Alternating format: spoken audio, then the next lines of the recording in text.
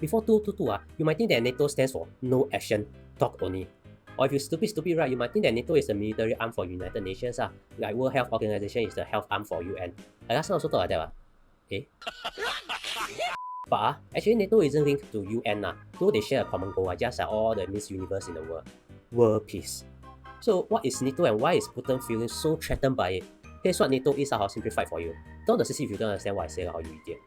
Now, before you hunt me down and feed me rat poison, here's a disclaimer. I only got 2 minutes, so this is a very simplified version.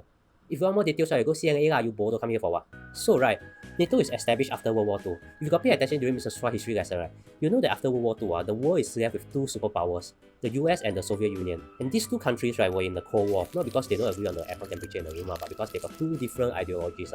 The US style is capitalism, whereby got class structure like your boss, you, and your house cat. The Soviet Union style is communism, whereby no class one, everyone is the same whether you are Jeff Bezos or Goody Fit Cat. So we now know which system works because the world got lazy people like you. But back then, the Soviet Union very sure their system was goody.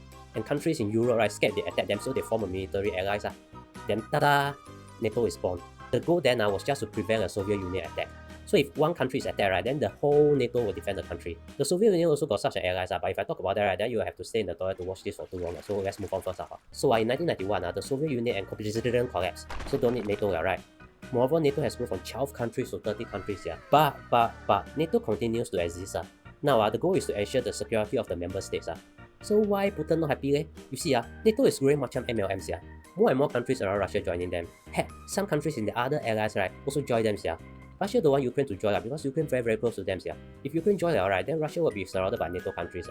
Moreover, NATO has stationed troops near Russia also, since they can, they are members all near Russia, correct? Very scary one is you live in a house, right, surrounded by cockroaches all over. I'm not saying NATO countries are cockroaches, I'm showing you why Russia is scared because I think even Putin also scared of cockroaches. So this is one of the reasons why Russia attacked Ukraine. I say one of the reasons, right, because for many reasons. So if you want to know more, you go CNA, you both come here for what? So what's next for NATO and Russia? Then if you know, you can also pay the next week's 4D number. In the meantime, consider subscribing to this channel if you think you learned something new today. No, go issue you.